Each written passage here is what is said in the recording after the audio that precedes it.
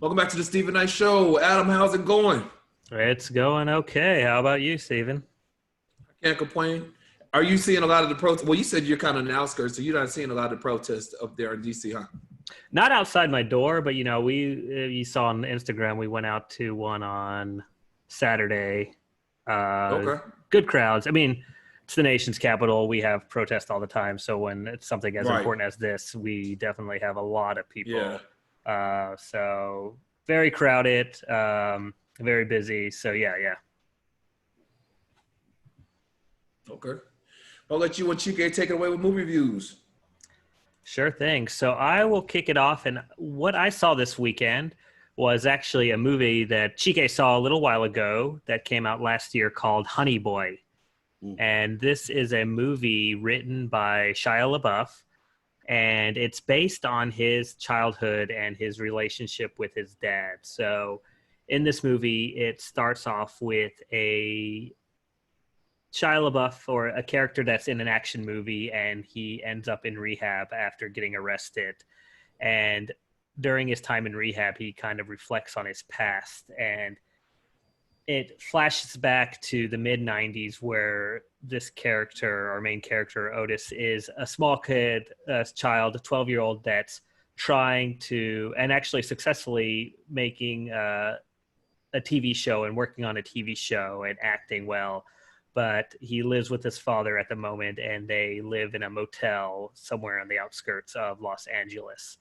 And it really goes into the story of how he grew up and his interactions with his father, who had a lot of issues and really was a kind of unstable home, and not even a home really, it's a motel, but his upbringing of how he was on set and then going to this kind of um, lifestyle in this house or this hotel that he lived in, and really the interaction between the young him and his father, and then flashing back to the present day of him deciding to go through rehab and going through the process. And Shia LaBeouf plays his father in the flashbacks, and then for the kid, this newcomer Noah Jupe plays him as a young age. And as Chike said, if you remember from a while ago, this was a really good movie. I don't know much about Shia LaBeouf. I know he was in Suburbia. He was in the Transformer movies. I know he had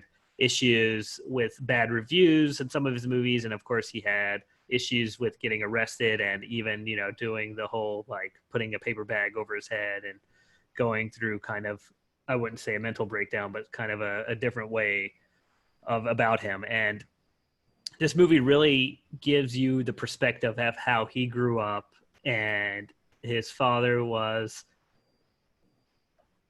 I want to say, a horrible person, but I mean, he did care for his son and he did try to help his son become a famous person and a successful actor. But there was a lot of verbal abuse and there's a lot more to it. And it really gave you an insight, even if it wasn't biographical, of how maybe some people do experience having famous children and parents that kind of push them very far. So it's streaming on Amazon Prime. So if you have Prime, it's free to watch. But if you're looking for something a little different, definitely check it out. And then just to add on to that, also, I did finish Space Force. It's a pass. I just, my wife said it best. There's like one solid joke per episode, but it's not worth watching, 30 minutes just to find one good joke. So if you're a big Steve Carell fan, give it a shot. But otherwise, I think this is kind of a skippable. I would say it's definitely a skippable show. Wow. And that has John Malkovich in it, right? Yeah, and actually, he's the best part. He does a really great job in the show, and you like him when he's on screen. But again, it just doesn't have enough to it to Wow. keep watching. And John Malkovich is like one of what I consider my Cadillac tier of actors. Like he's really on the top for me. Mm-hmm. Unfortunate. Anyway. I saw two films. The first film being, I think I told you guys last week I was going to watch The Circuit Killing of a Deer. And Adam, you informed me the same creator of The Favorite and The Lobster Hmm. made this movie, I can see the similarity. And before I knew that, before you told me that, I think I had started watching it and I'd stopped. But the delivery, the acting delivery, the performances in this movie were similar to the ones in the other film. It's like this dry dialogue. Okay. And it's a special, it's a finesse that I notice only comes with those films, and I'm sure it comes from the direction. And right from the beginning, it was just quirky. They're dealing with well, first of all, let me say it stars Colin Farrell, Nicole Kidman, and Alicia Silverstone. And the subject matter basically is there's a cardiac doctor, a renowned cardiac doctor, which Colin Farrell plays that part, and he's married to Nicole Kidman, who's also a doctor, and they're very successful. They have 2 kids. They live in a nice house in the burbs, and he befriends this adolescent who becomes basically a predator to his family because he basically wants Colin Farrell to leave his family and come marry his mother. And it's just really, it's serious, it's dark, and it's weird, but also funny at the same time, but in a weird way. Much more than if you saw The Lobster or The Favorite. Those were outright funny. This is like, did that just happen? Why did that just happen? It's like that. But it's still funny nonetheless. A very weird movie. If you're a fan of The Favorite and The Lobster, definitely check this one out because I think you'll be able to get what the directors and the writers' intentions were. So I would recommend it just because, you know, it fits in the trilogy. Okay.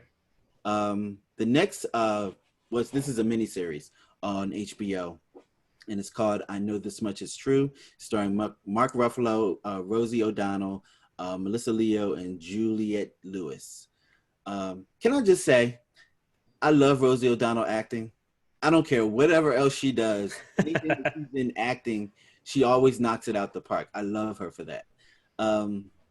This is a film about twins, and one of the twins is mentally ill, and Mark Ruffalo plays both twins, and he suffers from bipolar disorder, and it basically showcases the twin dealing with his mentally ill brother and trying to negate life and growing up with issues with a twin brother. If you don't know anything about twins just in themselves have their own issues just because they're twins, especially when you're identical. They just have their own set of issues and problems, and it's just a twin thing. And you don't really understand it unless you are a twin, from what I'm hearing. But him dealing with his brother all his life, and his brother being the one having the issues and the struggles that he has growing up, trying to deal with his brother and trying to be a separate identity outside of his brother, gets to be more difficult when the brother is needy and no one else wants to help except him because that's his twin brother. This is like, wow, it's a hard drama. It will bring the tears. Mark Ruffalo has a way of picking projects and producing projects that shines a light on whatever. So in this miniseries, it shines a light on mental illness and the care and the laws surrounding someone caring for someone with mental illness, and what the rights of someone with mental illness has, and where the line is drawn, and being able to take care of themselves versus someone taking care of them and being able to step in and being a guardian. It's really good. I love that type of work from Mark Ruffalo. I noticed a long time ago in his career, he picks money-making projects to support the stuff that's his passion. And he's always done that. So you'll see him in, one of the Marvel movies, and then you'll see him in 2 of his independent productions, which I think is cool. That's the way it's supposed to be done anyway. I highly recommend this. It's heavy content, so get ready, pull the tissues out, be prepared to be uncomfortable. And I think I may hear Emmy nominations for him for this. I think it's that good. And, anytime people play dual characters, especially with heavy content, they get thrown in the nominee bucket. So what service is it on? It's on HBO. Okay, perfect. Yep, it's on HBO. And of course, Insecure last night. Oh my God. Loved it. And we only have one more episode. I know.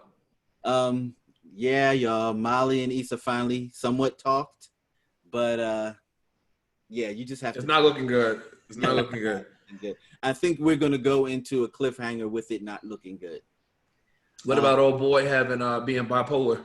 Well, I kind of knew that. I kind of suspected that when he said that he, in the past in last season when he said that he has episodes when he dips out, and I've talked about it with myself. That's what I do. I dip out sometimes, check out. So I understood that. Yeah. And, I hope that they get into that a little bit more on the show. I hope they explore that a little bit more. That would be good. That would be really good. Yeah. And what about her and Lawrence? Their button rekindling.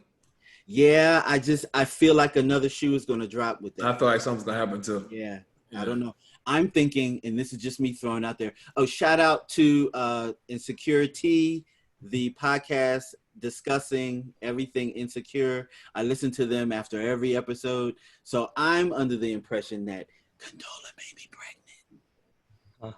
Oh, no. Yeah, that's what I'm thinking. Yeah. But anyway, because if you think about it real quick, and I know we're pressed for time, I think they kind of alluded to it a little bit when Lawrence was looking up to Derek, and Derek told him that the baby was an accident and they didn't plan for it. And Lawrence was like, well, I would have never known that. And he was like, you just have to deal with it. You have to deal with what comes your way.